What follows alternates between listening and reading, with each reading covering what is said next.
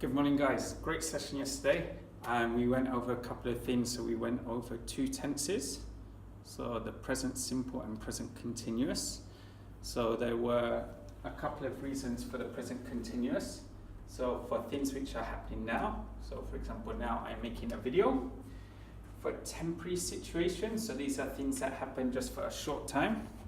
So for example, this term I am teaching GE3. Maybe next term I will teach a different class. And for changing situations, so for example, I need better blue tack up for my phone. So for example, I think the video started this way up. So for example, changing situations, my daughters are getting taller and taller. And they're getting smarter and smarter. And your English is getting better and better. Okay, so they are the three reasons why we use the present continuous. We form the present continuous using the verb to be. So using am if it is I, is if it is he, she, it is, or are if it is for you or we, plus the verb and the ing. So this is for the positive sentence. So for example, I'm reading a great book. The negative sentence, I am not reading a great book. Our question, you swap the order, am I reading a great book? Okay, so that is for the present continuous. One thing to be aware of is stative verbs. So stative verbs, generally we don't use the present continuous for.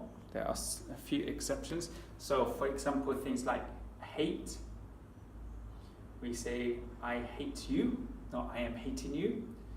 Love, often we say I love you, not I am loving you. So these are things like emotions and feelings.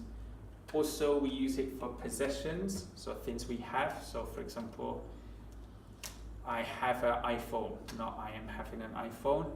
Also, we talk about the senses using stative verbs. So, for example, I hear you, not I am hearing you. Or I hear the birds, not I am hearing the birds. Okay, so that is a quick wrap up for the present continuous. The other tense we looked at was the present simple. So this is for things which happen for routine or our habits, or for things which are generally true. So, for example, for our habits, it's things like I wake up at 6 o'clock. He plays basketball after school each day. They walk to school in the morning. So these are habits and routines, things that happen every day, every week, every month. Also, for example, every Saturday I go to the library and do my English homework. Okay, the other use for the present simple is for things which are generally true. Okay, so for example, I am from England. There are 20 chairs in this classroom. Okay, so that was a quick wrap up for the grammar from yesterday. So the two tenses we looked at were the present simple and present continuous, and how we use them or when we use them. One mistake students often make with present simple, particularly if they're from Chinese speaking or Vietnamese speaking countries where you don't change the verb in your own language, is, where can I write this? For the present simple, let me rub this out a bit better. You need to remember the S on the third person. So for example, I play, but he plays.